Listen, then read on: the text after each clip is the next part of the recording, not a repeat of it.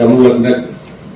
અને સમૂહ લગ્ન એટલે એક તો પૈસા અને પૈસાની દ્રષ્ટિએ જે સામાન્ય માણસ હોય એને દીકરી પરણાવી, એ આપણા બધાને ખબર છે કે જ્યારે દીકરી મોટી થાય ને એને પરણાવવાની હોય, પૈસા હોય નહીં, તો આ દરેક સમાજે લગભગ અત્યારે લગભગ બધા સમાજમાં ખૂબ સારું આયોજન સમૂહ લગ્નનું થાય છે.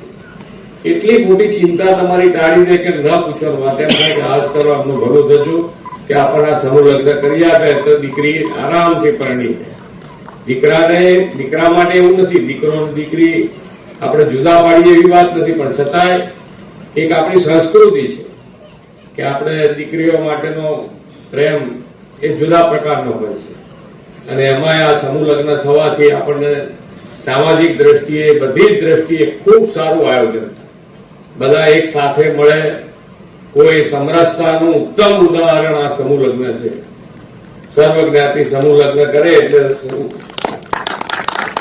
સમરસતા એનાથી વધારે કઈ સારી સમરસતા. બધા એક સાથે બેઠા હોય, એક સાથે જમે, એક સાથે ઉત્સાહથી ભાગ લે.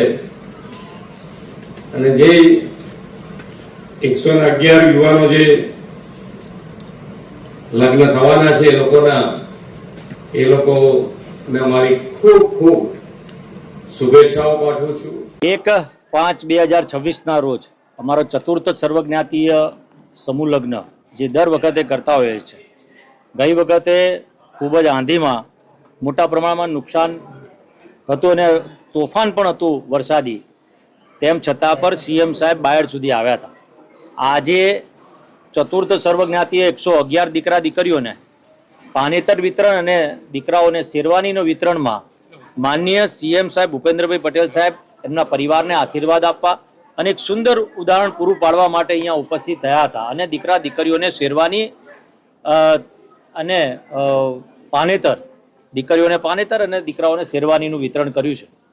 એટલે એક મેસેજ આપ્યો એમના વતી, એમને સ્પીચ દરમિયાન આપ્યો કે ભાઈ તમામ સમાજો ભેગા રહીને જ્યારે આવા સર્વજ્ઞાતીય સમૂહ લગ્ન કરતા હોય, અને એમણે એવી વાત પણ કરી કે આપણે સમૂહ લગ્નની અંદર જોડાવવું જોઈએ. તમામ સમાજો એક સાથે બેસીને આવા સમૂહ લગ્ન થાય, તેના થકી આખા ગુજરાતમાં એક સારો મેસેજ જાય અને ગુજરાતની અંદર એકતા અને ભાઈચારાની ભાવના કેળવાય, એવું તેમની સ્પીચ દરમિયાન જણાવ્યું.